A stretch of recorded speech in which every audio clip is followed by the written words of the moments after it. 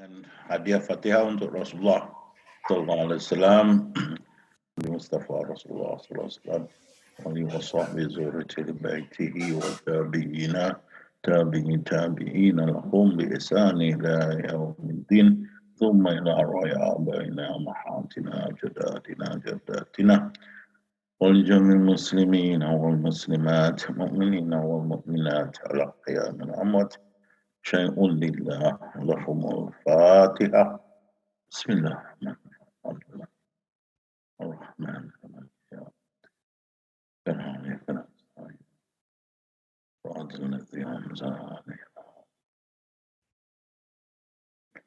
Bismillahirrahmanirrahim. Alhamdulillah Rabbil Alamin.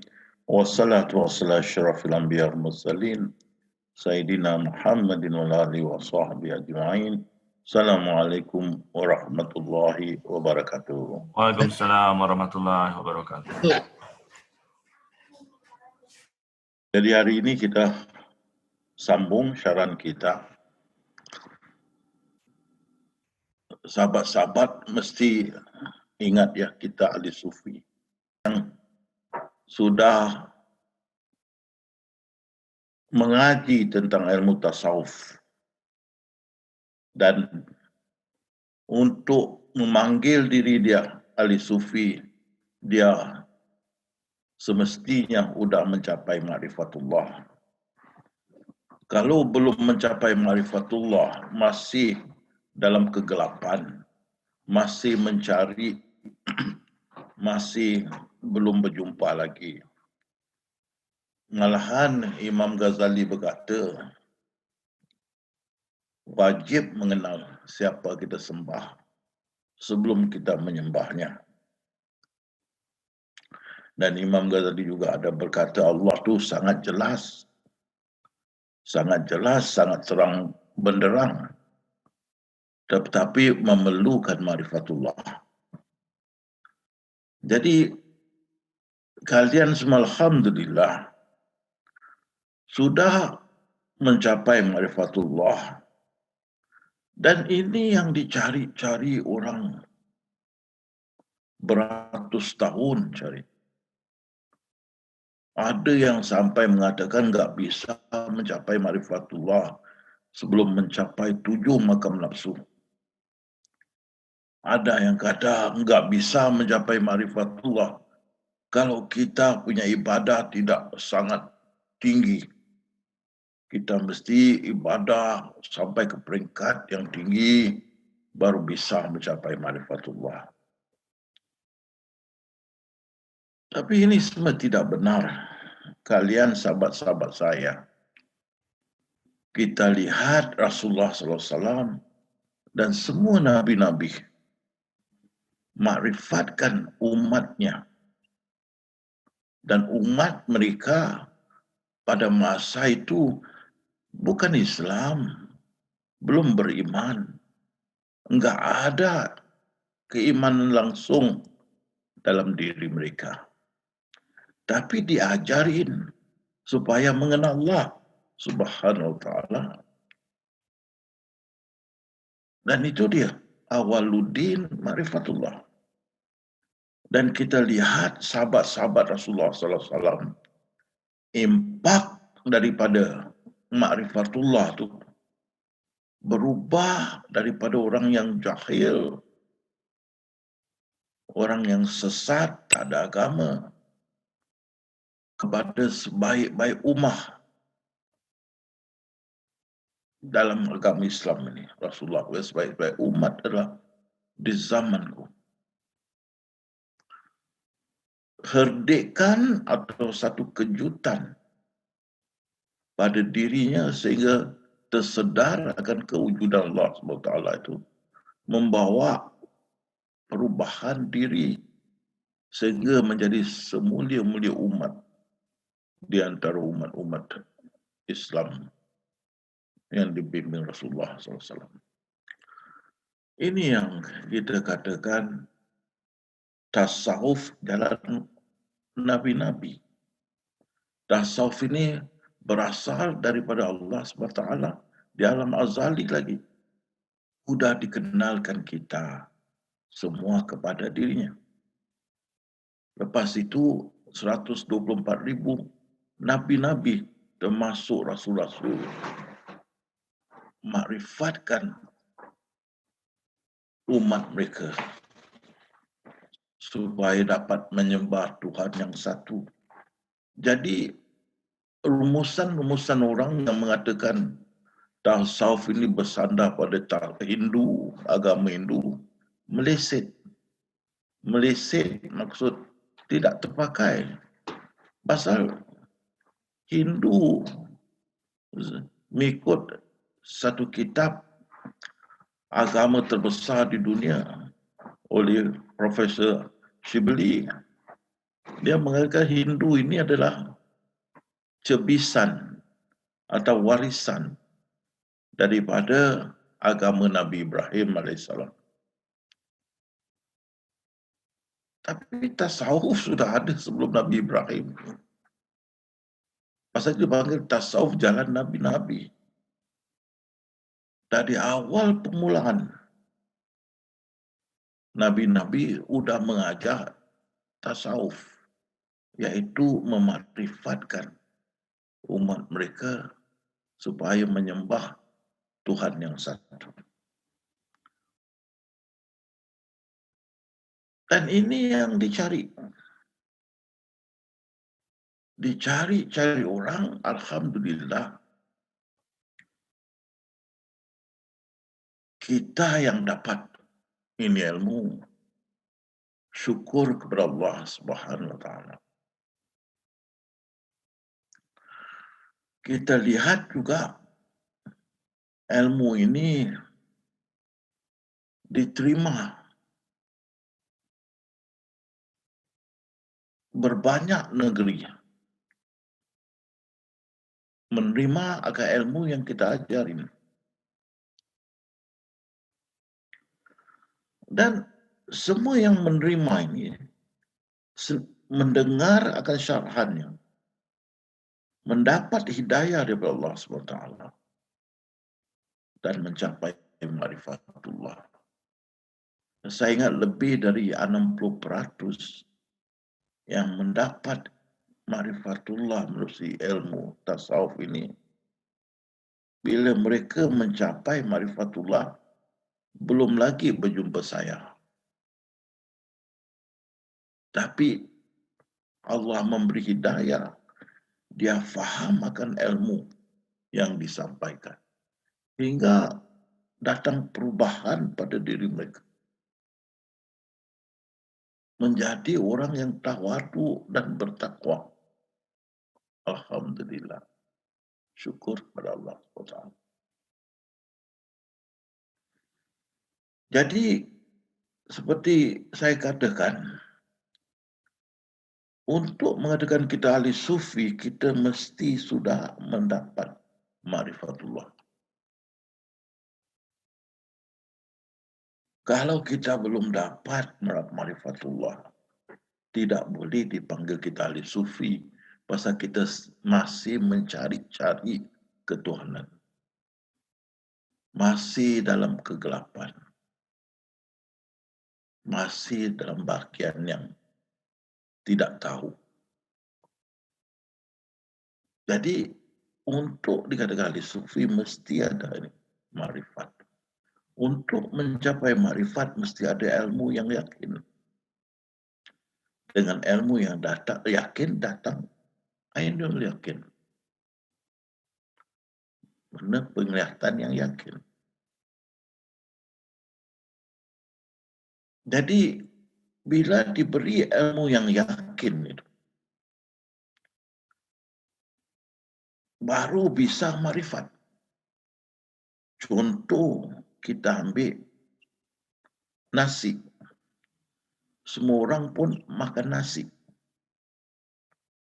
Jadi kita kasih ilmu tentang nasi ini. Nasi ini datang dari beras. Beras itu datang dari padi. Padi itu sebagian dari pokok padi. Beras, nasi, beras, padi sebagian dia pokok padi. Jadi kalau kita pokok padi tu nampak padi terjuntai-juntai. Sebagian dia pokok padi. Kita faham ni ilmu tentang nasi. Nasi datang daripada beras. Beras datang dari padi. Padi adalah sebagian dari pokok padi. Kalau kita tengok padi, tengok pokok padi terjuntai-juntai padinya. Bila kita sudah tahu tentang ini, beras, nasi, beras, padi, pokok padi. Maka bila kita nampak nasi, kita sudah bisa dengan ilmu itu melihat kepada pokok padi. Sama juga kita lihat selipar Jepun atau sandal capek. Dan kita nampak getah. Apa tu? Getah. Belakang kita nampak susu getah atau karet. Karet. Lepas tu pokok karet. Susu tu adalah sebahagian dari pokok karet. Jadi kita lihat sandal capek, apa tu? Karet. Susu karet dan pokok karet. Jadi kita nampak sandal copet itu ataupun selipar Jepun tu langsung kita dengan ilmu itu bisa melihat pokok karet, getah. Itu yang dikatakan marifat. Kita nafikan, yang lain kita isbatkan. Pokok getah atau pokok karet. Kita nafikan beras, kita isbatkan pokok padi. Jadi kita tengok nasi, kita nampak pokok padi. Kita lihat sandal copet atau selipar Jepun, kita lihat pokok getah atau pokok karet. Kita nafikan getah dan susu getah atau karet dan susu karet. Kita nafikan.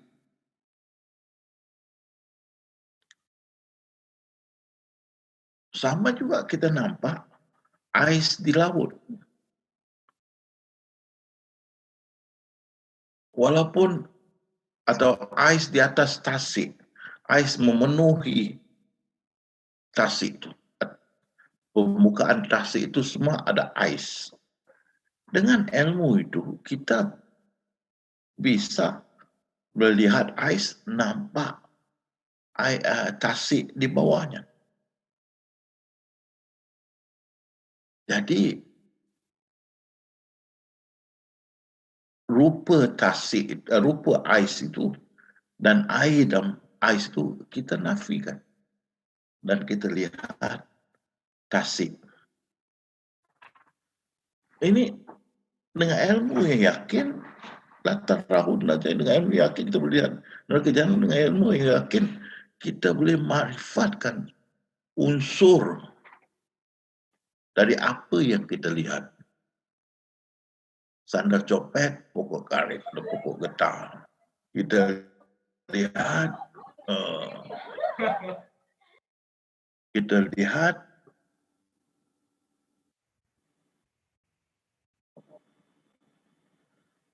nasi, kita lihat nampak pokok padi.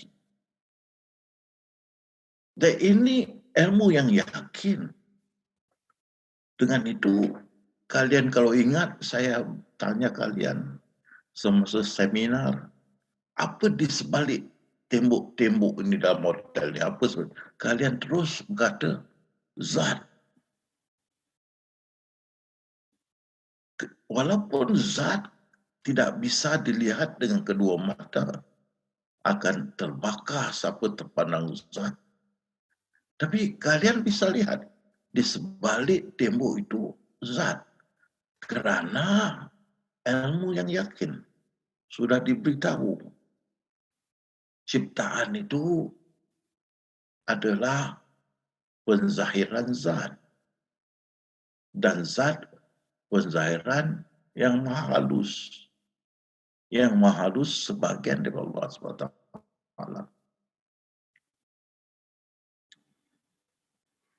Jadi bila kita lihat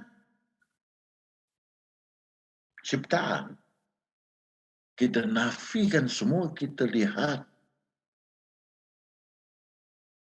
kepada yang maha halus sebagian dari Allah SWT, maka kita lihat kewujudan Allah. Kita lihat ciptaan, kita nafikan yang lain, kita isbatkan kepada kewujudan Allah SWT. Jadi itu dikatakan ma'rifat. Ma'rifatullah. Sebelum itu kita ma'rifat karet, pokok karet, ataupun pokok padi, ataupun tasik. Ini kita lihat ciptaan, kita ma'rifatkan Allah Subhanahu Wa Taala. Namun begitu karena kita sudah ada ilmu, jadi kita tidak tersesat seperti wahdatul wujud yang mengatakan di sebalik semua ini Allah. Tidak. Kita nampak Allah SWT di sebalik ciptaan yang ada ini karena kita nafikan kewujudan yang lain. Kita nafikan zat, maka kita kembali kepada yang maha halus yang tentu-tentunya sebagian dari Allah SWT.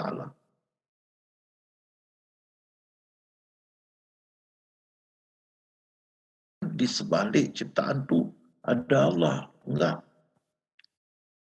Kita mengatakan kita melihat dengan ilmu yang yakin. Kita tengok kepada ciptaan. Kita nampak kewujudan Allah. Dan dia datang daripada zat. Zat datang daripada maha halus. Maha halus ada sebagian dari Allah SWT.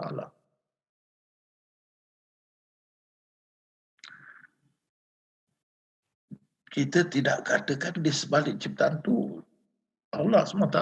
Tidak. Jadi kita bukan wahdatul wujud, bukan panteisme. Panteisme sama dengan wahdatul wujud. Di sebalik semua ciptaan itu ada Allah SWT. Tidak betul. Di sebalik semua ciptaan itu ada zat. Dan di sebalik zat itu bukan semua, bukan Allah yang maha halus. Yang maha halus itu sebagian dia seperti ekor gajah. Kalau pinjam dari Luli, contoh, ekor gajah. Ekor gajah itu sebagian daripada gajah. Jadi yang halus itu sebagian daripada Allah SWT.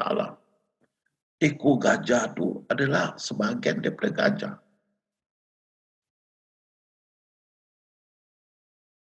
Kita tidak boleh katakan ekor gajah dengan gajah bercerai. Tidak. Kalau kita nampak ekor gajah, kita nampak dia melekat pada gajah. Tidak berpisah. Begitu yang maha halus tu sebagian daripada Allah. Tidak berpisah dengan Allah SWT. Tapi semua ciptaan itu dalam yang maha halus. Contoh. Kalau semua itu dalam ekor gajah, bukan gajah, dalam ekor gajah. Contoh. Jadi yang maha halus tu seperti ekor gajah. Tapi sebagian daripada gajah tidak bercerai. Jadi apa yang berlaku pada ekor gajah, tentu gajah tahu. Begitu juga apa yang terjadi di yang maha halus tu, tentu Allah tahu. Lagi dia maha mendengar, maha mengawasi, maha melihat, maha mengetahui. Dan apa yang berlaku pada yang maha halus, dia tahu. Sebagian dari diri dia. Seperti you tengok pokok. pokok tu ada dahan.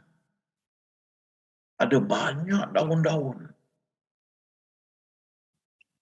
Kalau you pegang satu daun, tentu pokok tu tahu. Walau macam mana tinggi daun itu, kerana dahan dia menjulang langit, macam mana tingginya daun itu, kalau kita pegang, tentu pokok itu tahu. Begitu ya Allah. Kita ni semua penzahiran daripada yang maha halus. Tetapi maha halus tidak boleh terzahir terus menjadi ciptaan. Kerana yang maha halus ini sangat powerful, sangat berkuasa. Jadi kalau dia terzahir menjadi ciptaan, mungkin ciptaan tidak bisa menanggung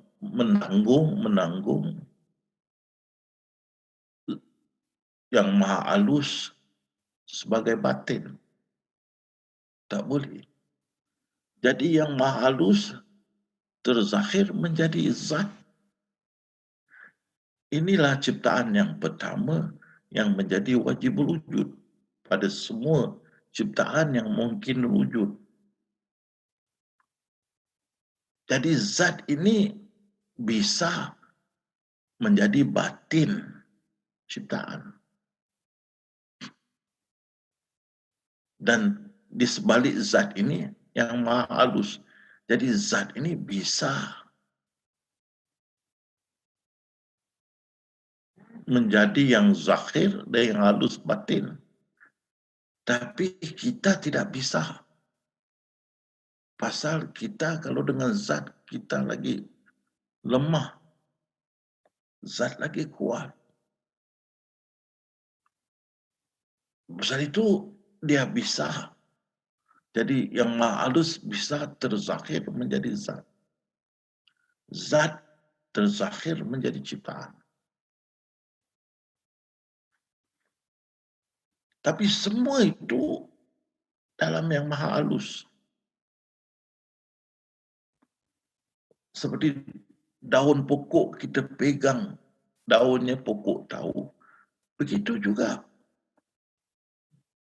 Apa yang maha halus mengalami, Allah tahu. Pasal yang maha halus sebagian daripada Allah. Seperti daun sebagian daripada pokok. Dengan itu, dia melihat, mengawasi, mengetahui, mendengar. Tidak boleh lari.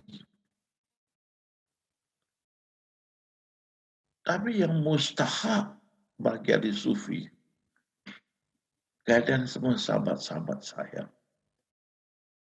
ini yang paling afdal, yang paling terutama bagi ahli sufi, bagi kalian sahabat-sahabat saya.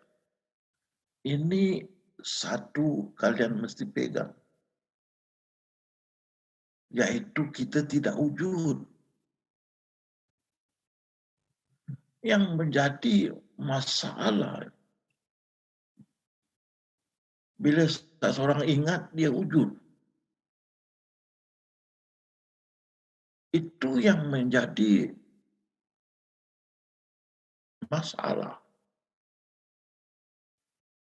Seperti kita menempatkan Allah. Seperti kita memecahkan Allah. Tidak. Apa yang kita ceritakan adalah cerita tentang ketuhanan. Kita tidak mencerita pasal ciptaan.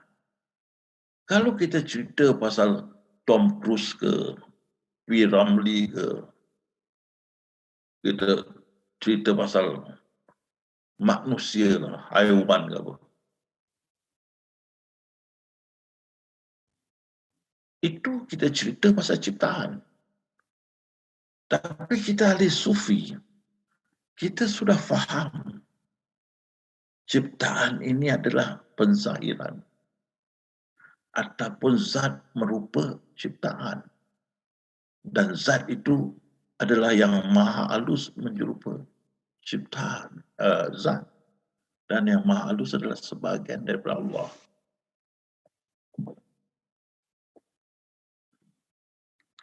Jadi ini kalian mesti ingat. Kita tidak wujud. Ini bukan saya yang kata ini. Imam Ghazali di Ihya Ulumuddin. Kalau kamu kenal diri kamu kenal Tuhan kamu nggak wujud. Kamu nggak wujud. Dan sebelum saya tak ada sesiapa pun yang menyatakan pandangan Imam Ghazali ini dalam Ihya Ulumuddin. Sehingga apapun dari Malaysia, saya tidak salahkan dia. Dia mau belajar, dia mau mengaji ilmu, dia mau minta buku Ihya Ulumuddin itu, mau saksikan benar tak Imam Ghazali berkata begitu. Kasih lagi. Ustazah kasih dia pinjam buku Ihya Ulumuddin. Tak ada di situ. Kamu kenal diri kamu kenal Tuhan kamu tidak wujud. Jadi bila kita tidak wujud, kita ahli sufi tahu kita tidak wujud.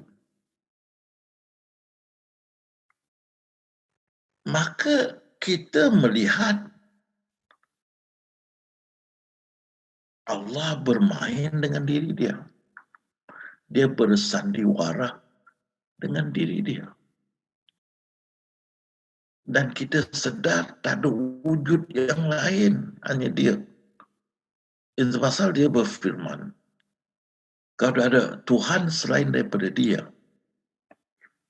dunia ini akan jahanam. Cakrawala pun akan jahanam. Tapi dia tunggal. Dia tunggal. Kita datang daripada dia dan balik kepada dia. Inna lillahi wa inna ilaihi rajiun. Seperti air batu di atas laut.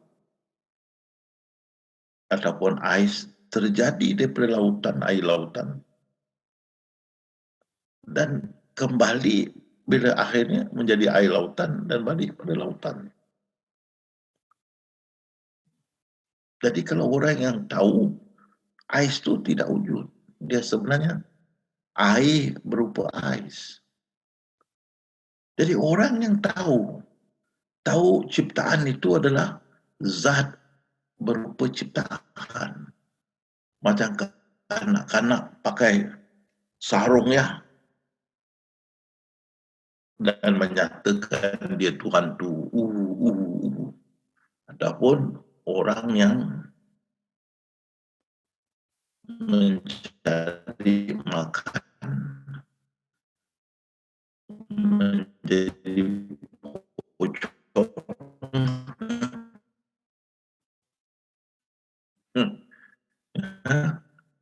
di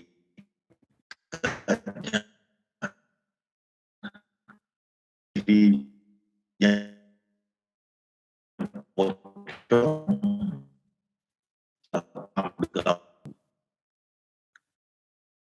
selagi kita faham ini, insya-Allah kita akan aman. Kita tidak akan tertanya-tanya kenapa. Itu yang Nabi Isa AS berkata, pintu neraka. Kita tidak soalkan. Jadi ini satu. Nak kenal Allah mesti ada ma'rifatullah. Bila sahabat ma'rifatullah mesti tahu kita tidak wujud. Ini mesti disematkan dalam diri kita. Bila kita tahu tidak wujud, diam sajalah. Kalau tak wujud, mana bisa berkata-kata. Kalau tak wujud, dengar suara, orang kata itu hantu. Tak wujud, enggak bisa berkata-kata. Enggak wujud, enggak bisa lihat juga. Kamu enggak wujud, aku tak nampak kamu. Dan kamu enggak wujud, kamu enggak bisa berkata-kata. Tapi fahaman itu kepada orang yang tahu. Ada orang yang tahu. Orang yang tidak tahu hanya bermain dengan perkataan. Orang yang sudah faham, dia tidak wujud. Apa yang berlaku pada dirinya, dia diam. Apa yang dia berlaku di sekeliling dia, dia diam. Itu pasal Allah SWT berfirman kepada Rasulullah, kalau aku mau satu dunia itu beriman, aku boleh buat begitu. Jangan kamu jadi orang yang jahil. Jadi di sini kita mesti faham. Bagi ahli sufi, kita tidak wujud. Dia bermain dengan diri dia. Dia nak jadikan kafir, dia nak jadikan Islam. Dia nak jadikan haiwan, dia nak jadikan pokok. Suka tidak, innalillahi wa inna. Engkau punya, dari engkau aku datang. Kepada engkau aku kembali, kau punya 100% tidak berkongsi milik dengan sesiapa. Dia berfirman, apa yang ada di langit dan apa yang ada di bumi dan apa di antaranya dan apa ada yang pada yang gaib. Semua dia punya. Semua dia punya. Diri kita ini pun dia punya. Macam mana kita cakap kita wujud? Dia punya. Tak ada satu kita punya. Jadi ini mesti mau, kalau orang putih kau, mesti grounded, mesti terapkan. Kalau kita mau jadi ahli sufi yang wise itu yang alim, ahli sufi yang alim, ini pertama mesti mau faham dengan jelas. Kita tidak wujud. Kamu lihat, alhamdulillah saya, walaupun mulai bersyarah tahun 1990, sekarang sudah 2020. 32 tahun, dalam 30 tahun lebih. Masih saya tidak melanggar Allah SWT. Macam mana pun kamu tanya saya bisa uraikan. Dan kadang-kadang kamu terbabas, betulkan, baru perasan. Karena saya tidak terbabas, masa saya, alhamdulillah, udah semat di dalam diri saya. Kita tidak wujud. Itu pasal saya mana ahli sufi-sufi pakai Pak Pandi, pakai si Luncai, saya pakai. Pasal perkataan itu bermakna. Ada mata tengok, ada telinga dengar, ada mulut diam, buat tak tahu. Luncai, si Luncai terjun dengan labu-labunya. Biarkan. Karena kita tahu tidak wujud. Kalaupun kita tolong, bukan kita. Dia bermain dengan diri dia. Kan? Jadi bukan kau yang membunuh Muhammad, yang membunuh aku. Selagi kalian pegang kepada kita tidak wujud dan faham sebenarnya ini, saya tidak ada kekhawatiran akan kalian. Berarti ilmu kalian dalam ini mantap. Dan kalian bisa membimbing, menjadi pembimbing di hari muka. Zainul ada dengar? Insya Allah. Ini mesti mau pegang kuat. Kita tidak wujud. Baru datang keridaan. Apapun rida. Tidak gaduh. Dia punya.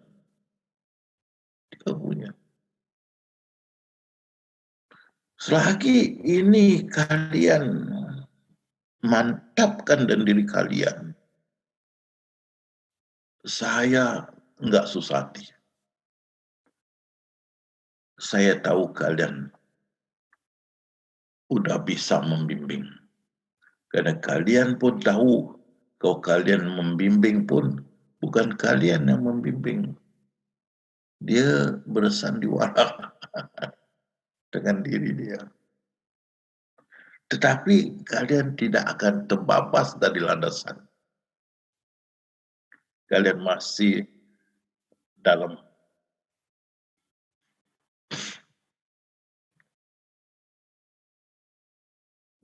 kawasan kalian, tidak terbabas. Selagi kita tahu kita tidak wujud. Ini mau pegang kuat. Ini mesti sentiasa. Fahaman ini mesti sentiasa ada pada kalian.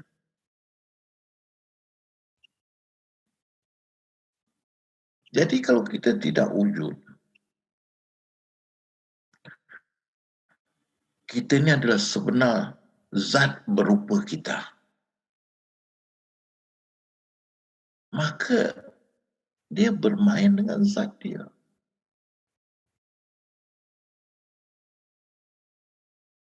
Dengan itu apa juga yang ditetapkan dalam Lauh Mahfuz tentu akan terjadi kerana dijayakan oleh zat dia. Oleh zat dia. Di sebalik kita ini zat dia. Jadi apa yang tertulis di dalam Lauh Mahfuz tentu akan dijayakan. Karena yang menjayakan adalah zat dia. Karena itu dengan confident Allah berfirman. Tidak ada perubahan dalam kitab Lauh Mahfuz. Tak ada kata rencananya teguh. Tidak akan ada perubahan. Ketetapannya tidak akan berubah. Sunnatullah dia tidak akan berubah.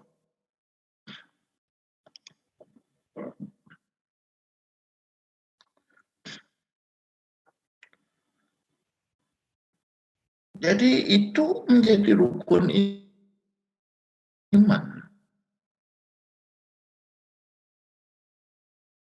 Apa sudah ditetapkan pasti berlaku. Sama ada terjadi atau tidak. Apa yang ditetapkan pasti berlaku. Jadi apa yang tertulis dalam Lauh Mahfuz mesti dijalankan oleh zat dia, pasti berlaku. Dan kita tidak wujud.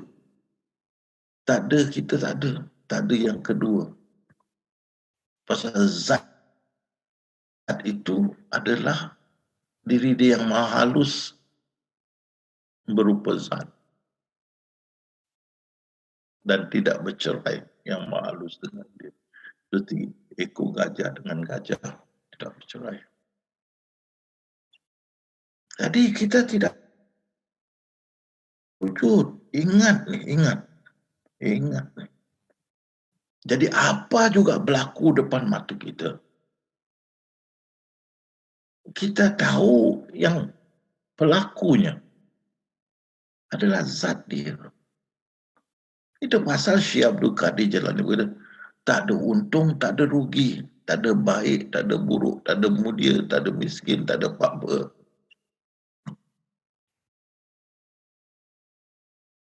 Pasal yang bersandiwara adalah zat dia, kita tidak wujud. Itu pasal ada mulut diam. Itu pasal Nabi Isa berkata, kenapa itulah pintu neraka? Nabi Yakub, masalah diserahkan pada Allah. Begitu juga Nabi Ayub, NST. Begitu juga Nabi Yakub, NST. Begitu juga kita, NST. Serahkan hak kepada pemiliknya, iaitu Allah SWT.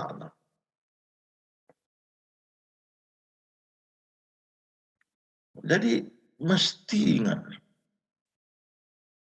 Kalau orang biasa, ini tangkal. Bagi kita, ilmu yang mantap ini ialah ketahui kita tidak wujud. Sesudah kita marifat, ketahui kita tidak wujud. Bila kita tidak wujud, maka kita akan rida. Dan setentunya kalau kita tidak wujud, yang bersandari adalah zat dia. Tentu dia tahu apa dia buat. Dia dengan zat dia. Jadi semua itu ada hikmah. Ada sebab. Semua berlaku itu ada sebab. Itu dia kata, ada kamu ingat aku buat sesuatu tak ada hikmah? Ada. Jadi bila kita sudah makrifat, kita mesti sedar, kita dengan sebenar-benar sedar, kita tidak wujud. Itu pasal Allah berfirman kepada Rasulullah SAW, ya Muhammad, hendaklah engkau pertama-tama menyerah diri. Kita tak wujud. Yang tinggal zat dia, kita serah dirilah. Inna lillahi wa inna ilaihi. Apa nak berlaku-berlakulah. Kita wujud. Ya Muhammad, hendaklah engkau pertama-tama menyerah diri. Maka Allah berfirman, orang-orang beriman, hendaklah kamu menyerah diri. Dan Rasulullah bersabda, aku dan pengikut aku menyerah diri. Itu Islam. Jadi makna tu menyerah diri itu sangat-sangat dalam. Seperti kita jumpa dompet. Kita tengok dalam dompet tu ada kartu nama Ali bin Ahmad. Itu jiran kita. Tentu kita kasih dompet itu kembali pada jiran kita.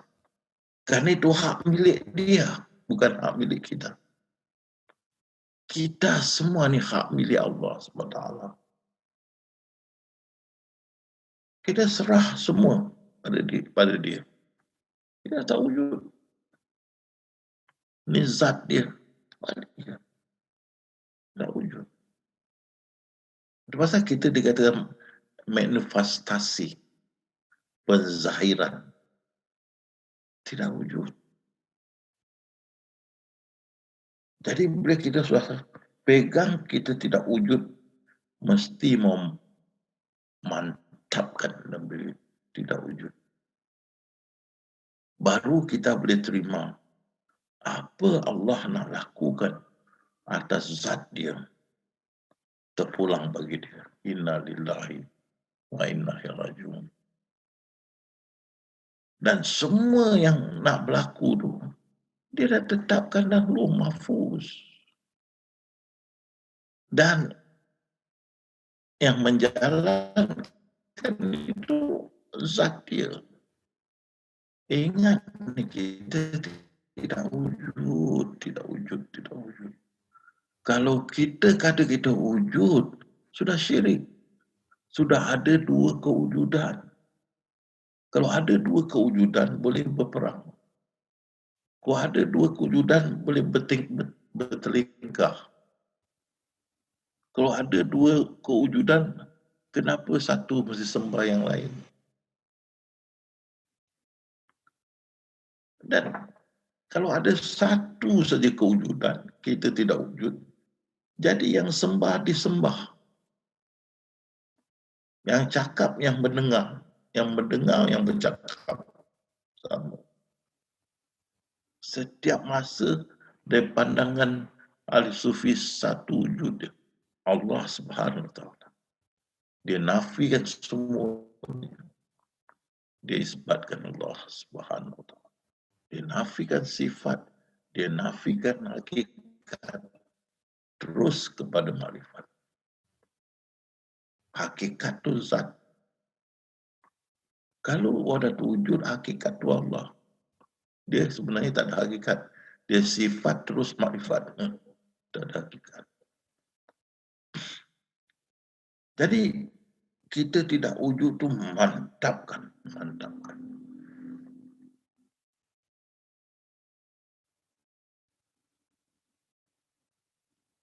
Bila kita sudah faham ini,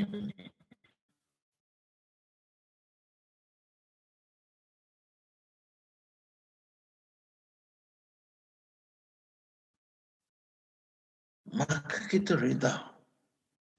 Apa juga salatku, ibadahku, hidupku, matiku. Kita tidak lagi mempertikan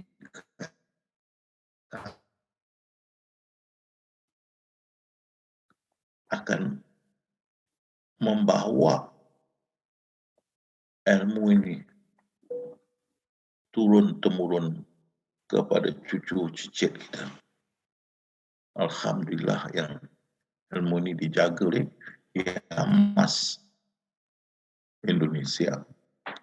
Kalau dijaga oleh kita, kita bisa wafat dan ilmu ini terkubur. Tapi organisasi seperti Yamas boleh bertahan lama. Seperti kita tengok NU, Muhammadiyah dan sebagainya. Walaupun pengetuanya pergi dan berganti, tapi NU dan Muhammadiyah masih ada. Jadi kita bernaung pada Yamas Indonesia. Jadi fahamkan ni. Pertama, kita tidak wujud. Bila kita tidak wujud, kita reda apa berlaku pada zat dia. Dia bermain dengan zat dia. Dia tidak wujud. Yang wujud adalah zat dia berupa kita. Dia bermain dengan zat dia. Kita tak ada masalah pada zat dia juga itu adalah yang maha halus menjumpa zat. Dia bermain dengan diri dia. Kenapa kita mau masuk campur? Kita pasal ya Muhammad, hendaklah engkau pertama-tama menyerah diri. Hai orang beriman, hendaklah engkau menyerah diri. Rasulullah berkata, aku dan pengikutku menyerah diri. Itulah Islam. Islam kita menyerah diri kepada kadar dan kadar dia. Submission to his will.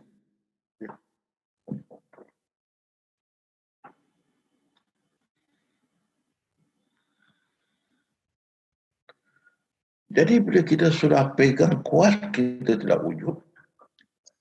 Dan kita reda kerana apapun dia buat atas diri dia. Kita tidak wujud. Dia bersandiwara dengan diri dia.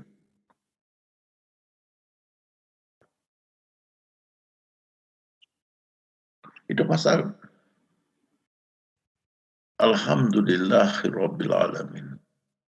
Segala puji bagi Allah. Kita yang sudah faham, kita tahu dia puji diri dia. Kita baca. Alhamdulillahirabbil alamin. Kita yang baca. Tapi kita yang sudah faham, kita tidak wujud. Maka kita tahu zat dia atau yang maha halus yang berkata ni, Alhamdulillahirabbil alamin. Dia puji diri dia.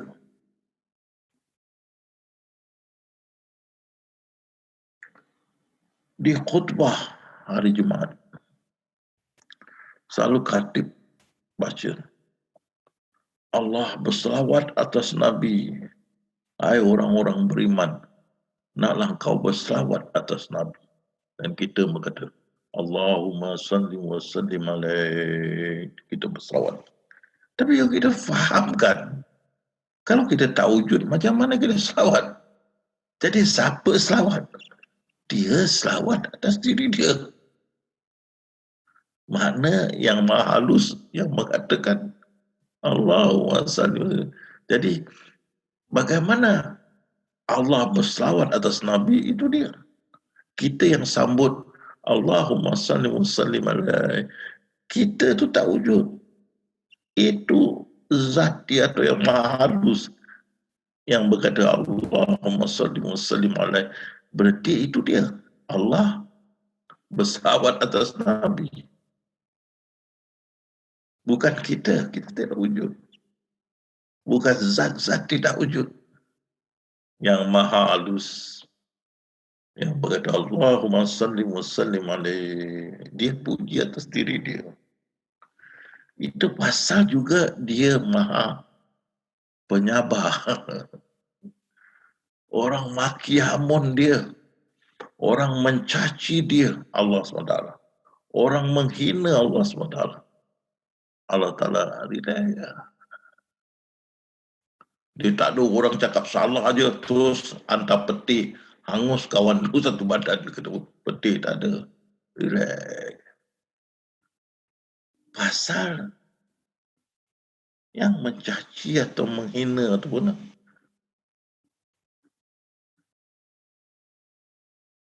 dia dengan diri dia juga tak ada wujud yang lain. Tak ada wujud yang lain. Lepas saya beri contoh yang orang atas pulau seorang sembunyi bawa belakang pokok. Apa khabar? Khabar baik. Berapa orang? Satu. Itulah kita ahli sufi tidak boleh nampak dua, satu. Yang wujud hanya Allah Subhanahu Wa Taala. Baru kita reda. Baru kita tak terikat dengan keduniaan, rasa ego, rasa bangga, rasa bagi kita tak wujud. Benda-benda ni tak tersangkut dengan kita.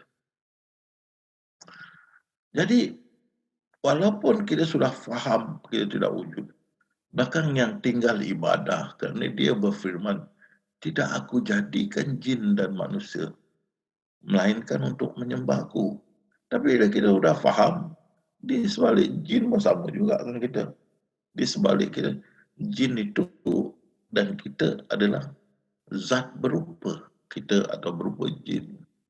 Dan zat itu adalah yang maha halus berupa zat. Tidak wujud. Jadi yang tinggal ibadah, jadi kita faham. Kita ibadah sebenarnya zat dia ataupun yang maha halus beribadah. Dan ini mengikut apa yang ditulis di Lauh Mahfuz.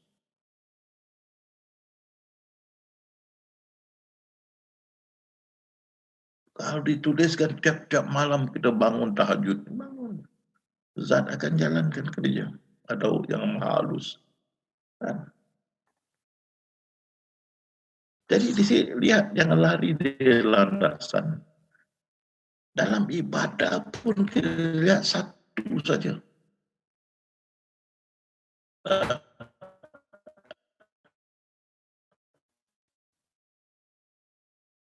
Bukan dalam hidup keseharian kita ingat kita macam Bismillahirrahmanirrahim. dengan nama Allah yang Maha Pengasih, Maha Penyayang. Alhamdulillahirabbil alamin. Wah, bukan mensyuk merdu. Bukan kita. Kita tidak wujud. Jadi siapa yang baca? Siapa yang salat? Dia. Dia bermain dengan diri dia.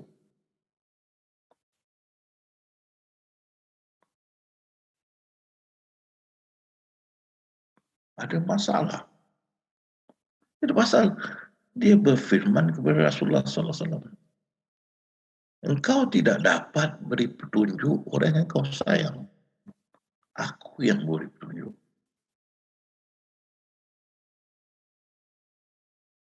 Pasal Rasulullah pun, ciptaan yang lain pun adalah zat berupa ciptaan-ciptaan ini. Dan zat itu adalah yang maha halus dalam rupa zat. Jadi yang salat pun sama juga.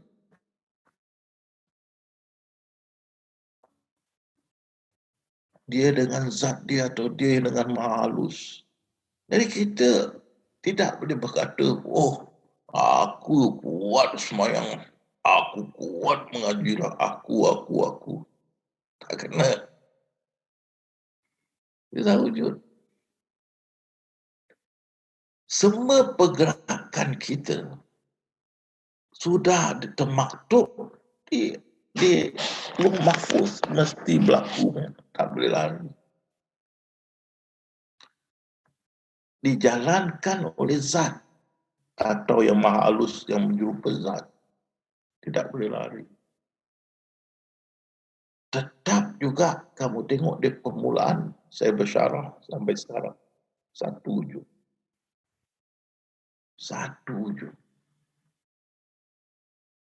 Seperti gajah dengan ekor gajah. Semua itu adalah gajah.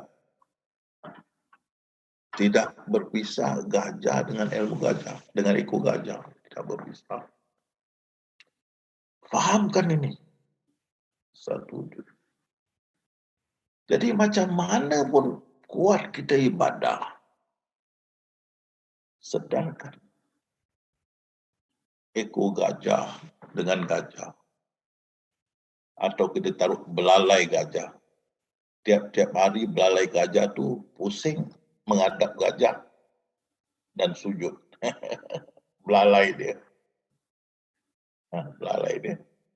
Tiap hari 5 kali belalai itu pusing menghadap gajah dan sujud. Adakah belalai gajah itu sujud pada gajah atau gajah membuat belalai itu sembah dia? Jawapannya dia bermain dengan belalai dia.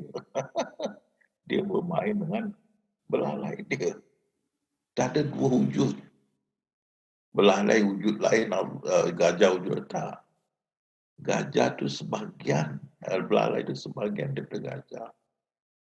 Jadi tiap-tiap waktu, 5 waktu dia akan pusing menghadap gajah sembah.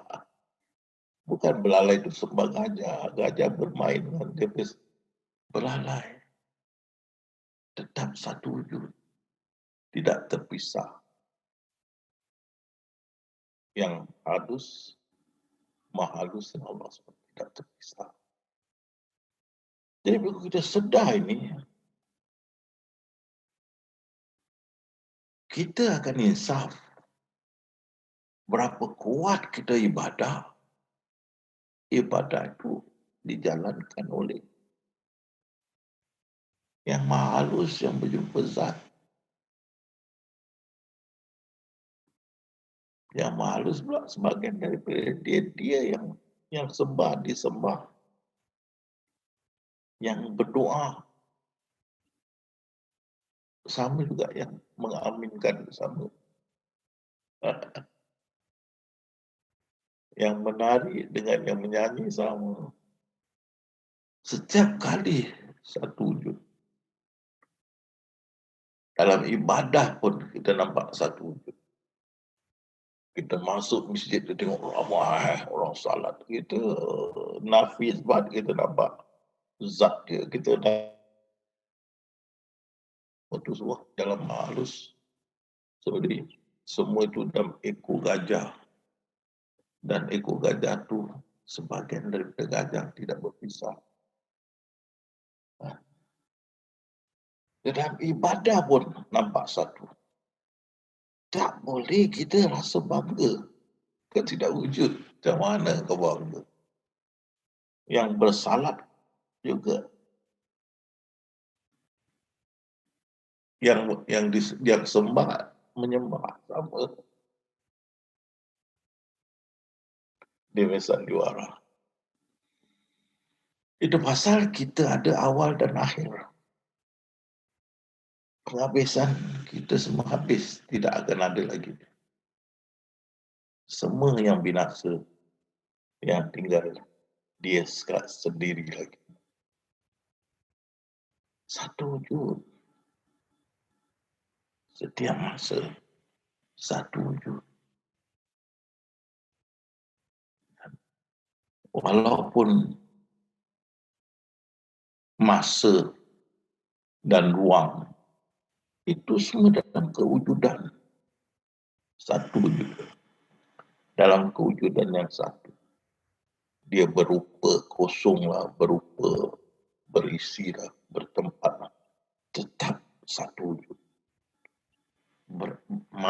Multitasking dan bermacam-macam peranan. Satu. Jadi bukan saja kita sedar dari kewujudan tu, wujudan kita tu satu wujud. Dalam ibadah kita pun satu wujud.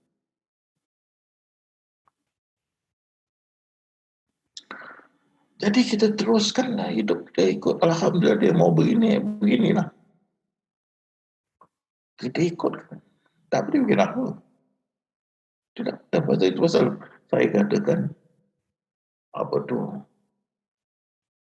Mereka ikut Mu'tazilah. Aku wujud dan berkuasa. Jabariyah wujud tak berkuasa. Asy'ariyah kadang-kadang berkuasa, kadang-kadang tidak. Wujud kadang-kadang berkuasa, kadang-kadang tidak. Makrifat aku tak wujud. Dalam hidup keseharian tu kita tahu kita tidak wujud. Dalam ibadah pun kita tahu yang ibadah pun dia bermain dengan diri dia. Maka lepas itu kita masuk dan peringkat makam.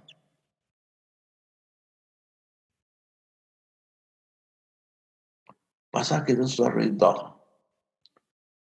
Apa pun berlaku, okeylah. Dia dengan diri dia. Kita reda. Tak ada masalah. Jadi kalau dia mau kasih kita tugasan, dia akan bersihkan kita. Bersihkan kita. Jadi dari apa juga dia bersihkan. Dan dia menjadikan kita alat perkakas dia. Atau dia jadikan kita boneka dia. Dan jangan ingat kita tu boneka dia. Kalau kita boneka dia, kita tak wujud.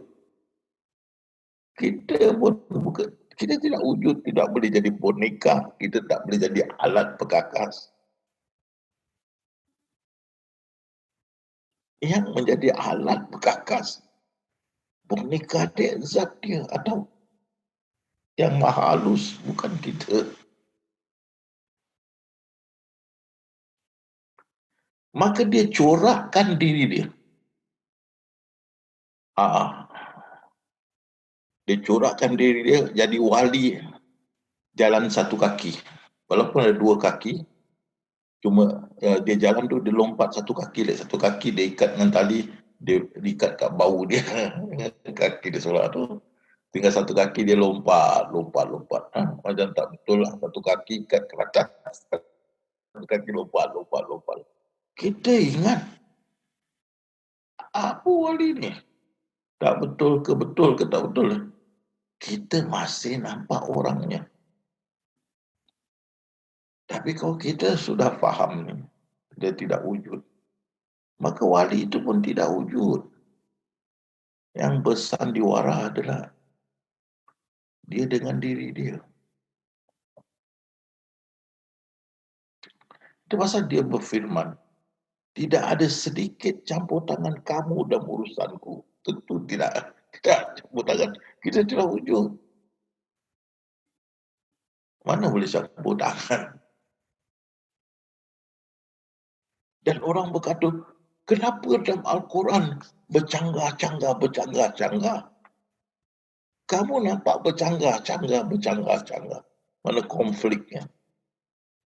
Masuklah syurga kekal abadi. Lagi satu surah, masuklah syurga ni selagi ada, duduk dalam syurga ni selagi ada langit dan bumi syurga ini. Lagi satu, duduk dalam syurga ni kekal abadi. Melanggar.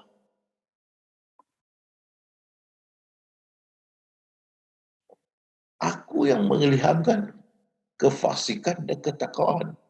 Ini melanggar. Macam-macam. Kenapa kita nampak banyak konflik ataupun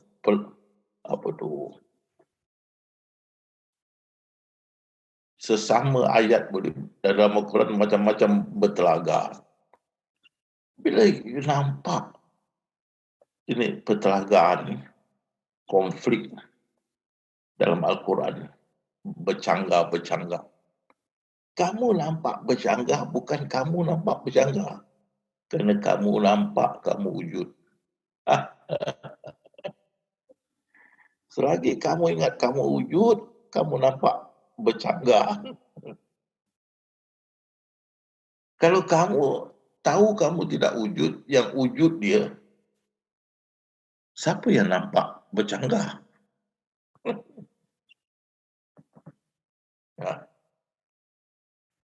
Kau tengok dalam Quran banyak ayat yang bercanggah, konflik bercanggah. Memang banyaklah. Dan orang pun biasa bawa kepada saya. Apa yang bercanggah ialah kamu nampak diri kamu wujud. Kalau kamu tidak nampak wujud yang lain, maka wujud yang wujudnya dia bermain dengan diri ini. Kenapa kamu ambil peduli ya?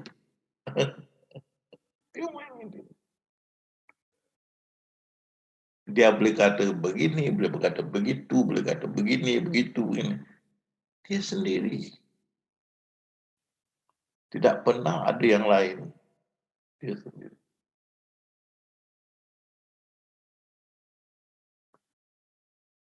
Jadi, kalaupun kamu menjadi walinya, memberi tugasan, tetap bila kamu kenal diri kamu kenal Tuhan kamu tidak wujud, maka kamu tahu dia bermain dengan diri dia, iaitu dia jadikan dirinya seolah-olah wali dan seolah-olah menjalankan tugasan.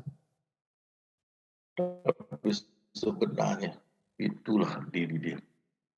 Ada yang maha halus bersandiwara. Kira wujud. Jadi di sini harus diingati, walau macam mana pun kuat kita ibadah. Saya ingat saya punya ibu mertua ya. Dia kata pada saya, kamu ini banyak modal. Modal dah macam capital. Saya tanya, apa maksud ibu ya? Maksudnya dia cakap, kamu muda, tapi ibadah kamu sangat banyak, sangat kuat. Masa itu kamu banyak seperti melabur di jalan Allah. Kamu muda. Itu saya baru kawin dengan ustazah. Tapi yang kita udah tahu, kita tahu, kita tidak wujud. Tidak wujud, tidak boleh, tidak sah kita menerima pujian. Kerana kamu ingat, Alhamdulillah, segala pujian itu untuk Allah.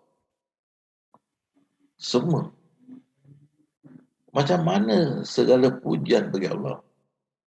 Macam mana kamu puji manusia, tapi orang makrifat sudah tahu. Dia tahu dia memuji diri dia. Itu pasal segala pujian kepada Allah. Segala. Dia memuji diri dia. Jadi walaupun kamu wali, kamu ada tugasan, tapi kalau kamu udah faham, ada mulut diam. Dia punya zat atau dia yang halus bersandiwara. Dia bermain dengan diri dia. Jadi kalau kita fahamkan tentang ini, maka bila kita tengok perubahan yang indah-indah pada diri kita, itu petanda dia akan menjadikan kita wali dia. Dan kita akan dapat tugasan. Kita yang sukar mau bangun malam, sekarang bisa bangun pukul 3 pagi tiap-tiap hari. Udah salat, mengaji, zikrullah, siang puasa dan sebagainya. Jadi orang pun tengok, wah banyak perubahan diri kamu. Dan kita pun tahu kita banyak perubahan ni. Kalau dari segi pintu depan, inilah tanda-tanda orang ini akan jadi wali Allah sebenarnya. Pasal mataku tidur, hatiku tidak. Ini orang-orang ini akan dijadikan wali Allah. Pintu depan. Pintu belakang. Seperti Rasulullah kena. Jangan masuk campur urusanku. Dan jangan kamu jadi orang yang jahil. Dia sudah tahu. Dia bermain dengan diri dia. Yang jadi wali pun diri dia. Yang beribadah kuat pun diri dia. Dia tidak wujud. Jadi bila kita fahamkan ini, itu pasal saya kata, tak ada kerja, jadi kerja. Dia yang berkendak begini. Jadi kau kira, wah, macam-macam perubahan. Dia ni wali Allah, macam-macam. Bagi orang yang tahu, kita kata, inna lillahi wa inna ilaihi. Daripada Allah kepada Allah, kita tidak wujud. Dia bermain dengan diri dia. Jadi kalau ada perubahan dalam diri kita, Alhamdulillah lah, baguslah kan. Maka kuat ibadah dan sebagainya.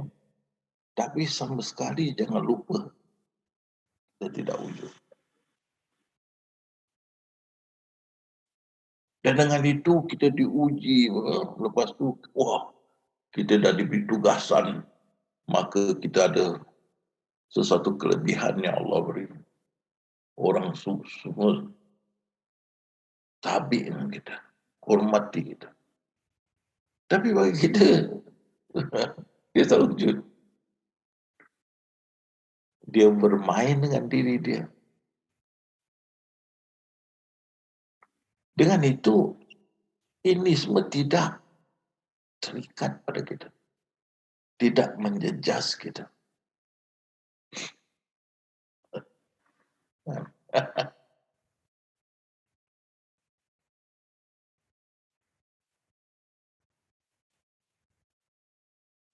Dia nak mati kan ke? Dia nak taruh alam barzakh ke? Dia nak bangkit, dia nak kiamat kan ke? Dia nak bangkitkan ke? Dia nak hisap ke? Dia nak masuk syurga neraka? Itu semua. Bila kita sudah faham, kita tidak akan menanya kenapa. Kita tidak akan berkata-kata. Kita diam. Urusan dia. Dia mau buat apa dia suka pada hak dia. Pada diri dia. Dia mesti suka.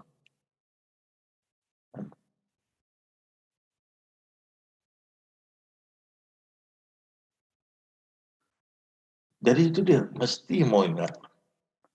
Kamu tengok dia permulaan. Saya bawa tadi tazkirah sampai sekarang. Kamu lihat, semua tu bersandar bila kita tidak wujud. Tidak wujud. Bila kita tidak wujud, orang kata, then it makes sense. Bila kita wujud, baru kita tahu ini semua boleh difahami.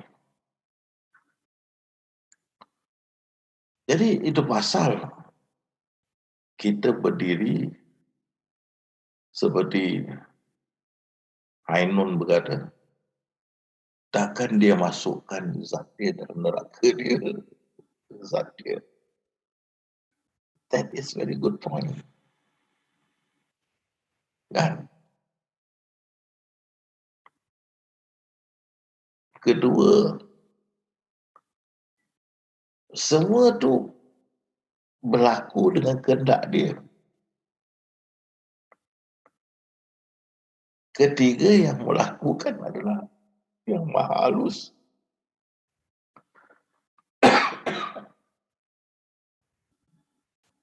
Macam mana nak masukkan dalam neraka?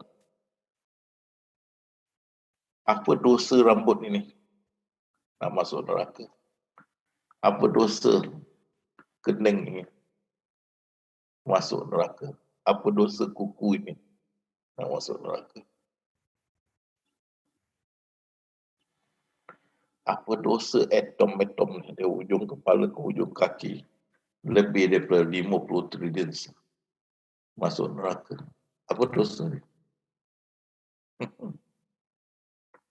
Itu pasal dia senda gurauan.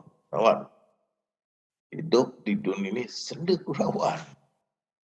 Dia senda gurauan dengan diri dia.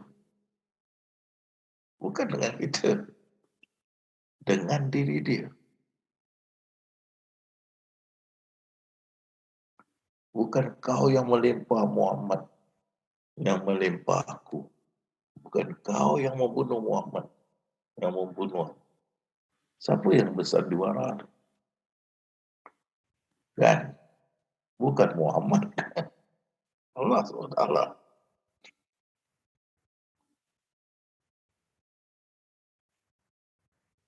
Jadi bila kita faham ini,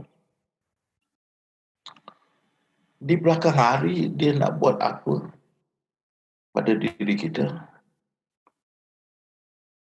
Kalaulah ada neraka, dia nak masukkan neraka, terpulang. Kita tak boleh kata apa. Dia bermain dengan diri dia. Dari ujung rambut kita ke ujung kaki, ada kita punya. Semua dia punya.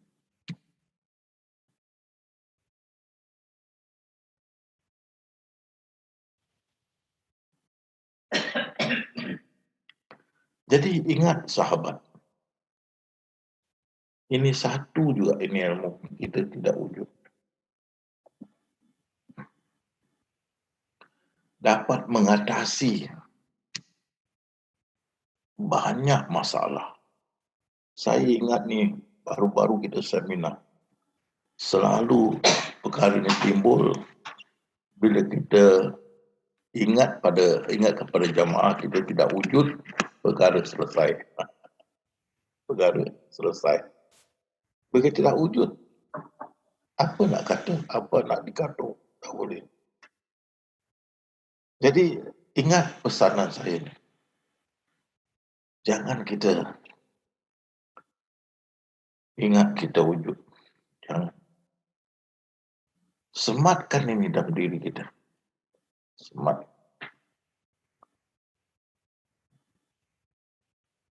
Jadi dengan itu kita boleh terima bahawasanya sebelum kita lakukan tentu dia tahu. Masa yang melakukan pun diri dia. Jadi sebelum kita lakukan mesti dia tahu, karena yang melakukan pun diri dia. Sebelum kita lakukan mesti dia luluskan, tentu. Kalau dia tak kasih diri dia buat, akan diri dia boleh buat.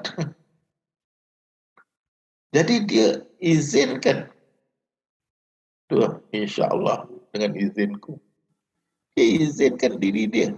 Jadi yang gerak ni pun dia punya yang maha halus. Dan dibenarkan tangan ni bergerak. Dia juga benarkan. Kan? Dan dengan itu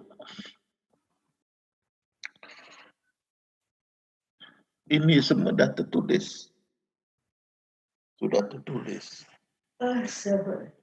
Baru betul dia firman Lauh Mahfuzku sempurna. Lauh Mahfuzku sempurna.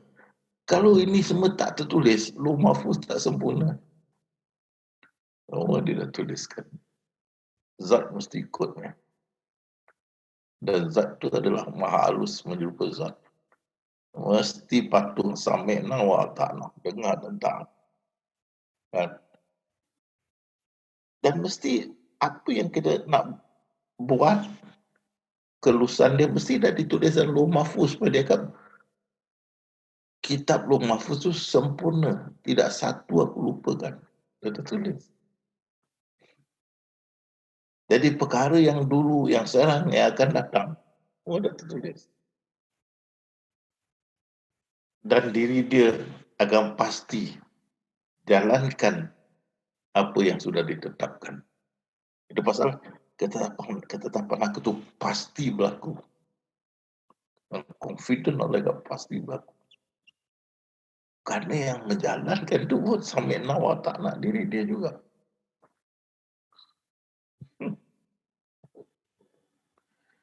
Malahan apa yang kita faham tu, itulah yang dia mau kita faham. Kan? Tidak ada lebih daripada itu. Jadi suatu tertulis di Lauh Mahfuz. Begitu. Ya begitu juga kita faham. Banyak perkara yang kita tak boleh faham kerana dia tidak kasih. Kan? Tapi dia dengan diri dia. Jangan kita rusingkan kepala memikir yang itu.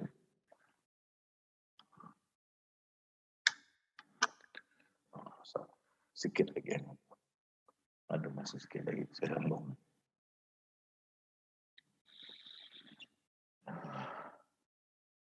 Jadi sahabat-sahabat saya,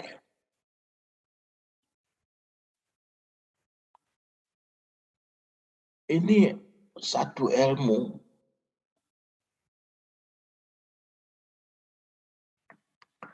yang sebenar ilmu. Ilmu ini yang kita betul-betul menyatakan kebesaran Allah. Kita menyatakan dia tidak kongsikan kebesaran dia dengan sesiapa. Dia tidak kongsikan kebesaran dia dengan sesiapa. Pasal pelakon tu pun diri dia juga. Bukan lain, diri dia juga.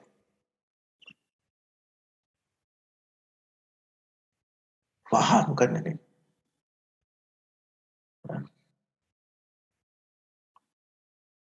Jadi itu kata, hidup ni adalah senda gurauan, main-mainan.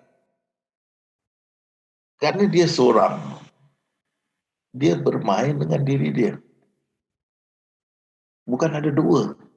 Hidup ni senda gurau main-mainan, dia bermain dengan diri dia seorang.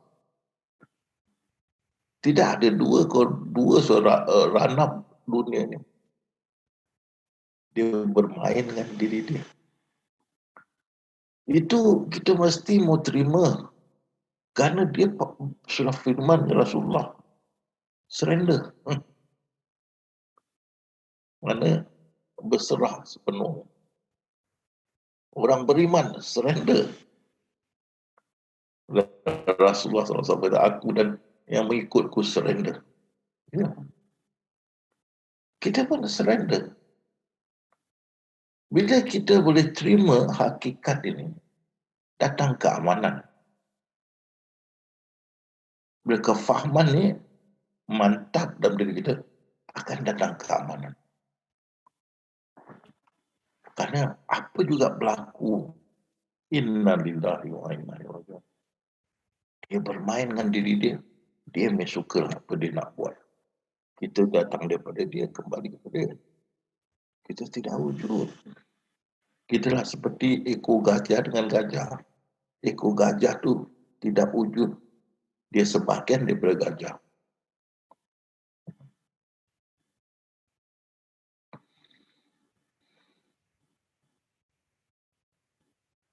Jadi kalau kita mantap ini, aman.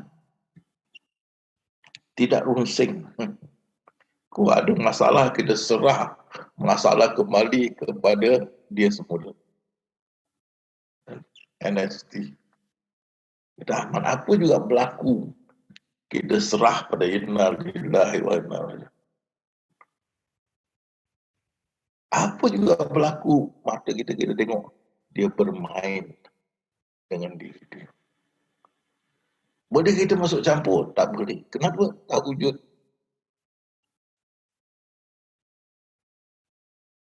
Ini ahli sufi. Ini yang dikata dah kenal baru tak kenal. Baru tahu tak kenal. Macam mana tak kenal, nak kenal kita tak wujud? Itu pasal dalam Quran ada yang bertanya,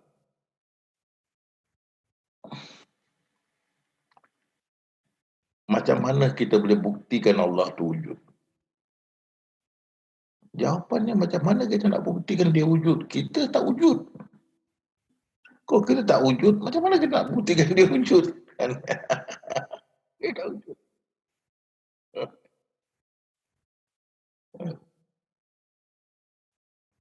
Tak boleh. Jadi selalu masalahnya timbul bila orang ingat dia wujud. Kamu perhatikan, kalian perhatikan, bila pertanyaan diberi, kalian perhatikan guys. Kebanyakan perkataan itu timbul kerana dia ingat dia wujud. Bila dia berkata aku, habis. Ataupun saya tak mengerti lah kena saya, habis.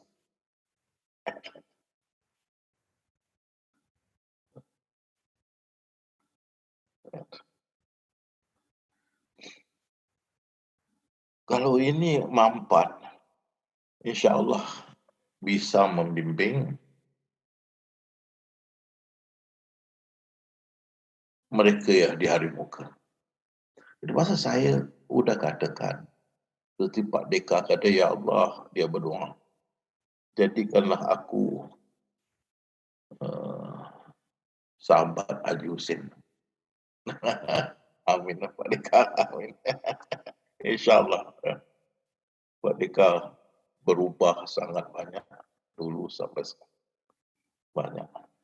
Sekarang lebih tawadu, lebih air mata, lebih rida, alhamdulillah.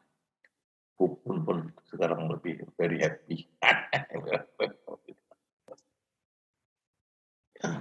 Pasal apabila saya tak ada, seperti Rasulullah bila tak ada, yang menjalankan tugas sahabat-sahabat dia.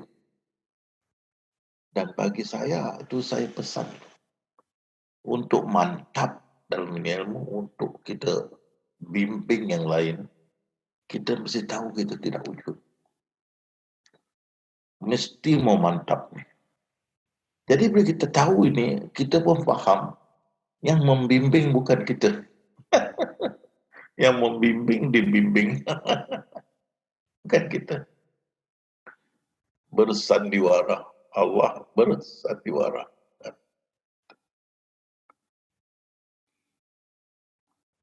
Kalau kita faham ini, kita lebih mantap, lebih rida kepada Allah SWT. Maka Allah akan beri lagi hidayah dan sebagainya untuk dijalankan. Tapi sebenarnya dia juga yang mengajar, dia juga yang belajar. Tidak ada dulu.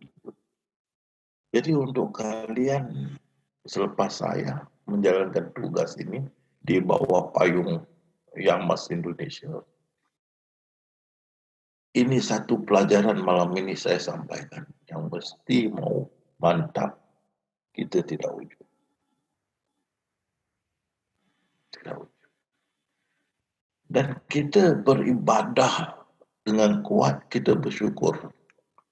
Karena dia yang menetapkan begitu. Dan dia juga yang menjalankan. Jangan mengambil hak dia. Tak boleh. Dia yang mengilhamkan kefasikan. Dia yang mengilhamkan ketakwaan. Jadi kita dapat ketakwaan. Wah, kuat ibadah. Jangan lupa, kita tidak wujud. Tapi kalau kita lupa tengok iblis, kuat di ibadah. Dikatakan satu kitab, tak ada tempat dalam dunia ini iblis tidak kat situ beribadah kepada Allah. Setiap pelosok dunia ini, dia tempat dia beribadah, kuat. Pasal itu dia tidak boleh terima, boleh sujud pada Adam. Terima. Dia punya masalah, dia ingat dia wujud. Dia ingat dia wujud. Di sini juga Padri Kristian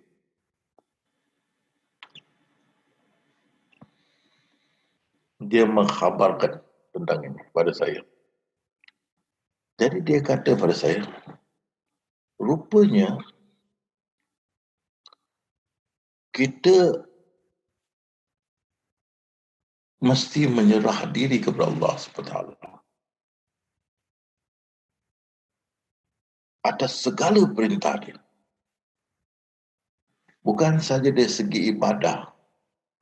Kalau dia perintah kita sujud pada Adam, mesti sujud.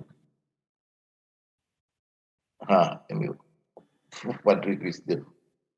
Jadi silapnya dia kata syaitan itu, iblis itu. Silapnya dia punya pandangan, dia hanya sujud pada Allah aja. Kalau diperintahkan macam gini, dia tidak mau. Tapi kita mesti tahu yang menyampaikan perintah itu malaikat. Juga Allah terus dengan dia malaikat. Itu yang dia tidak percaya. Mesti sujud pada Adam.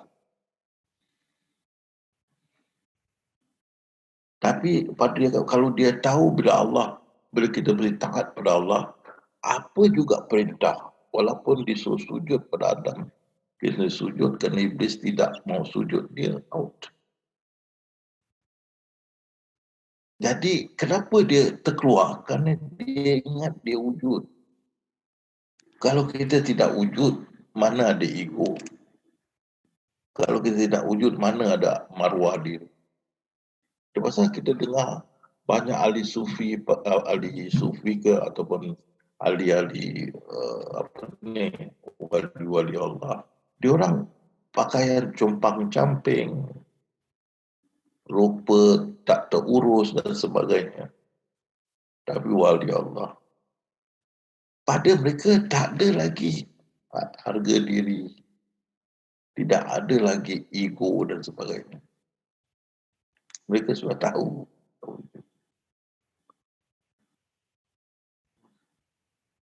Jadi saya harap ya sahabat-sahabat, kalau saya tak ada, teruskan ini kita ahli sufi kan, dan masa menyampaikan ilmu ini pada yang lain. Sentiasa ingat kita tidak wujud. Kalau kita ingat kita wujud, kita akan jadi pemilik seperti Allah SWT. Tak boleh. Kita milik wujud. Wujudan kita tu kita miliki, tak boleh. Itu semua hak Allah SWT. Jadi saya berhenti di sini. Balik kepada Bayu. Kalau ada apa-apa pertanyaan, silakan. Bismillah. Terima kasih Ustadz. Baik. Alhamdulillah kita sudah menerima banyak sekali ilmu tentang ketidakwujudan. Baik, sahabat semuanya, kita masih punya waktu sekitar 20 menit sebelum kita nanti akhiri dengan zikrullah seperti biasa. Silakan kepada rekan-rekan semuanya, sahabat semuanya yang ingin bertanya kepada Ustadz seputar ketidakwujudan, seputar ma'rifatullah. Ya, dipersilakan langsung seperti biasa, raise your hand atau langsung open mic. Dipersilakan.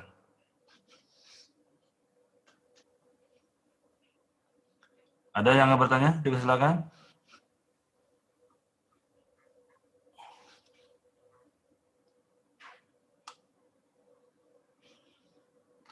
Nggak ada ya? Ada? Silakan. Dari mana? Silakan. Kalau tidak ada, mungkin kita akan langsung ke zikrullah. Tidak ada ya? Mungkin masih masih terbawa suasana ya tentang tidak wujudan submission kan? Ya, Bang Muhammad ada Bang. Oh ya siap. Bang Muhammad Husaini, silakan Bang. Bisa agak keras Bang, suaranya kecil Bang. Oh, dari mana? Assalamualaikum warahmatullahi wabarakatuh. Bang Muhammad, maaf bentar. Sebenarnya Bang Muhammad dulu ya dari Malaysia ya. Bang Muhammad Husaini sebentar Bang, nanti setelah yang ini Bang ya. Bang Muhammad dari Malaysia persilakan. Yang dari Medan dulu. Halo, oh ini ada low bandwidth-nya. Silakan. Bang Husaini dulu deh, silakan Bang. Oke. Assalamualaikum warahmatullahi wabarakatuh. Waalaikumsalam warahmatullahi wabarakatuh. Ustaz, kami sayangi. Saya mau nanya nih Pak Ustadz. Ya, saya sangat terkesan dengan penyampaian hari ini mengenai ketidakwujudan kita atau makhluk di hadapan Allah Subhanahu wa taala. Yang ingin saya tanyakan, bagaimana agar pemahaman ini bisa cepat masuk ke dalam hati kita, Pak Ustadz? Karena kadang-kadang muncul juga kewujudan kita itu tanpa kita sadari. Ya. Tapi kita mesti syukur, ya. Syukur yang kita sudah sadari. Walaupun kita terbabas, bisa kembali. Cepat kembali Ustaz. Bisa kembali. Terbabas, bisa kembali. Sehingga satu saat nanti dia mantap. Satu saat nanti dia mantap. Lepas itu kita lebih banyak diam dan lebih banyak tersenyum. Tengok. Duduk pintu belakang, tengok pintu depan dia. Masuk campur, jangan turun ke pintu depan, duduk pintu belakang. ROC, relax one corner. Ya. Ya. Alhamdulillah, tapi kita sudah fahami nih. Ini ilmu, sudah faham ini. Pasal itu kita ketahui kita terbabas. Kita balik semula. Terbabas, tergelincir, terpleset, atau terlencung, atau kita boleh balik semula. Pasal kita tahu. Kalau kita tidak tahu ni ilmu, kita terpleset jauh, terbabas jauh, pergi jauh. Tak, dia sudah tahu kita boleh balik. Lama-lama nanti insya-Allah dia mantap. Okey. Ya, siap. Baik. Oke, Pak Ustaz. Ya, terima kasih Jangan Ustaz. Terima kasih, Pak Ustaz. Dengan mengikuti saran Ustaz sudah right on track ya Ustaz. Jadi kita sudah pada path yang benar gitu. Jadi insya Allah kita bisa membedakan mana yang baik. Baik, selanjutnya dari tadi Bang Muhammad dari Malaysia ya. Dipersilakan Bang. Ya, silakan Bang. Buka mic-nya Bang. Mic-nya masih mute. Ya, Bang, silakan Bang. Masih mute Bang? Suaranya. Ya, silakan. Assalamualaikum Ustaz. Waalaikumsalam. Okey, apa yang telah Ustaz jelaskan tadi bahawa kita ni tidak wujud. Ya. Okey, maknanya dalam hati kita sekarang ni kita akan bulatkan bahawa kita ni adalah zat ataupun Allah. Macam mana tu Ustaz? Kita tak boleh kata kita kata dalam diri kita Allah, tidak boleh. Okey. Kita dah nafikan kita tidak wujud. Kita tidak wujud, zat tidak wujud, baru balik pada dia. Ya. Kalau kita tidak nafikan ini dua, kita tak boleh. Jadi kita tengok najis. Adakah kita nak cakap di sebalik najis itu Allah? Tak boleh. Kita mesti nafikan. Terus orang makrifat dia nafikan baru dia isbat. Jadi kita kena nafikan najis tu, baru kita lihat dia. Jadi kalau kita nak lihat pada Allah, kita kena nafikan ciptaan, zat kita kena nafikan. Bahkan kita nampak yang maha halus tu sebahagian daripada Allah. Seperti gajah dengan ekor gajah. Kan? Tidak berpisah ekor gajah dengan gajah. Jadi bila kita sampai ke situ, yang halus ni adalah sebahagian dari Allah, tentu dia dapat melihat kita. Jadi kita kena nafikan diri kita dan zat sekali. Baru kita boleh isbatkan yang halus, yang sebahagian daripada Allah SWT dan tidak terpisah seperti ekor gajah dengan gajah. Jadi dengan itu Allah dapat melihat kita. Yang halus tidak terpisah dengan dia. Kan? Kalau kita lihat di sebalik kita Allah itu ada wujud. Itu pandaisma. Di sebalik kita ada zat. Tapi kita nafikan itu semua. Kalau kita tidak katakan di sebalik kita itu adalah zat dan di sebalik zat itu yang halus, itu pandaisma. Kerana itu dia berfirman Allah. Jangan kau sembah bulan dan bintang. Kerana bulan dan bintang itu masih dalam yang maha halus. Seperti ekor gajah. Ya. Mana boleh sembah ekor gajah? Mesti sembah gajah seluruhnya. Begitu jangan sembah yang maha halus. Jadi yang ekor yang matahari bulan ni dalam yang maha halus. Hanya sedikit tu yang halus. Allah kesemuanya. Jadi bila kita nafikan kewujudan kita, zat, kita balik kepada yang maha halus yang adalah sebahagian daripada Allah SWT seperti ekor gajah dengan gajah. Begitu. Faham ya, Muhammad? Ya. Kita makna kita nafikan semualah. Kena nafikan. Okay. Jadi kita tak boleh cakap di belakang kita, di sebalik kita, Allah. Itu ada wujud. Kita kena nafikan semua. Baru isbatkan dia. Oh ini kalau you nak buat, sentiasa buatlah, duduk kat rumah, nafikan ini semua. Lepas tu kita tahu dengan ilmu, zat, ada zat, nafikan zat. Lepas tu kita sudah menghadap yang maha halus. Maha halus adalah sebahagian daripada Allah SWT. Tidak bercerai dengan Allah. Itu datang kita gegaran. Praktiskan itulah supaya dapat gegaran. Nafikan depan mata kita. Dengan ilmu, nafikan juga zat. Belakang kita tahu kita menghadap dengan zat, dengan yang halus, tapi kita tahu sebenarnya kita menghadap Allah SWT. Apa yang maha halus itu sebahagian daripada dia. Itu bila kita sedar kita menghadap dia tu, rasakan gegaran kita. Bila kita sedarkan kewujudan dia. Lain dari pada wujud, dia nafikan kita terus nampak Allah. Mana pergi hakikat? Dia ada sifat hakikat marifat. Pada wujud, dia sifat dia terus marifat. Kita ada hakikat, zat. Itu pasal zat ini kita tak boleh sembah. Bulan bintang menjatuh dalam pengaruh zat juga. Semua kecil. Dan diliputi oleh yang maha halus. Kan? Jadi kita menafikan sifat dan hakikat, baru kita lihat pada makrifat.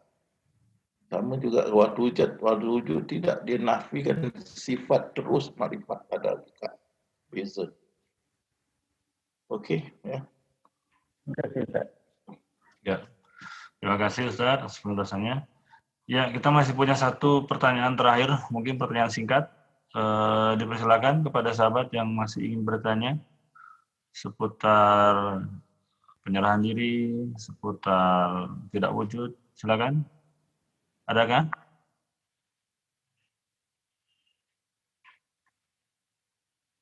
Tidak ada? Oke. Tidak ada rupanya Ustaz. Mungkin kita bisa lanjut dengan ada? Nggak ada ya? Baik, kita lanjut dengan zikrullah bersama Ustaz seperti biasa. 5 menit. Persilakan Ustaz.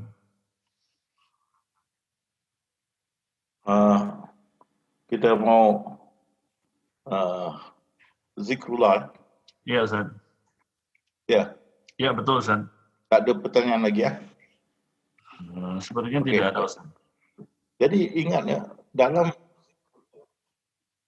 zikrullah mana ingat pada Allah. Mana ingat, zikrullah mana ingat pada Allah. Tapi untuk ingat kita mesti memfokus tumpuan. Jadi kita ingat Allah sini. Tidak serupa, tidak boleh diumpamakan. Ingat. Seperti ingat nama kita, tidak kita rupakan, tidak kita umpamakan. Kita ingat. Tidak kita ejakan.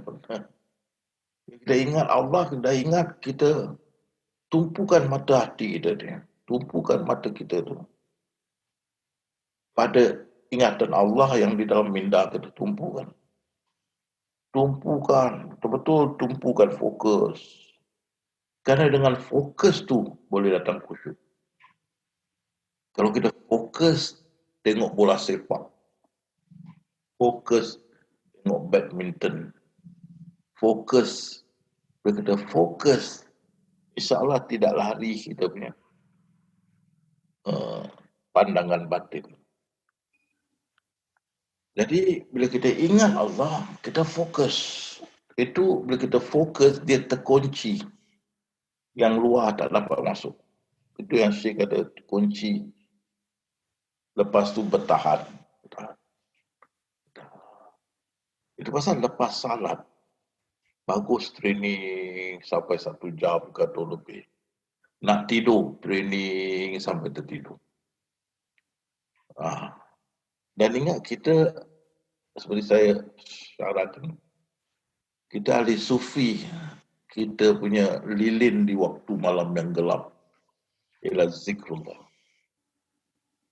Itu mau sentiasa kita buat dalam salat, zikrullah, ingat Allah. Lepas salat, zikrullah, ingat Allah.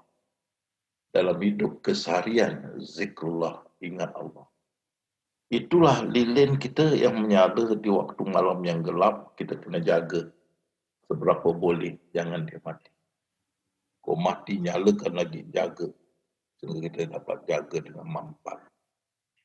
Dan dengan zikrullah tu kita bantu dengan amalan-amalan selain daripada amalan fardu, amalan-amalan sunnah.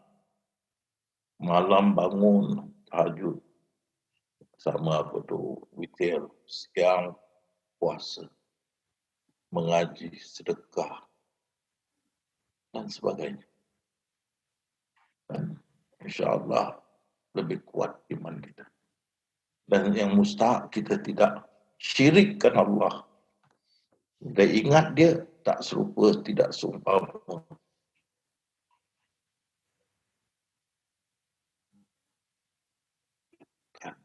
Dia gaib. Hanya ingat Allah. Seperti kita ingat Bismillah. Ingat dalam minda kita Allah. Jangan ejakan, jangan apa. Ingat Allah. Tumpukan mata hati itu kepada ingatan Allah. Fokus pada ingatan Allah. Allah. Fokus ke ingatan Allah.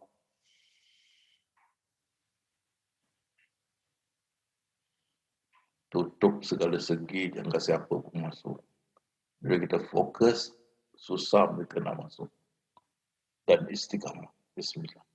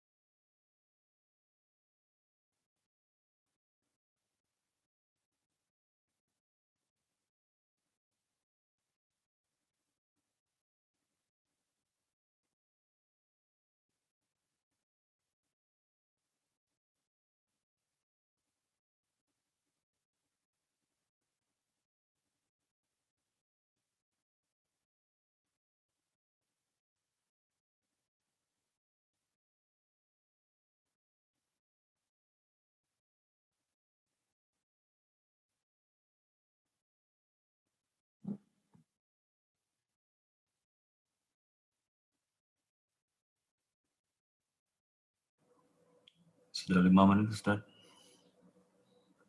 Ya, terima kasih semua. Ya. Ya. Jumpa lagi. Ya.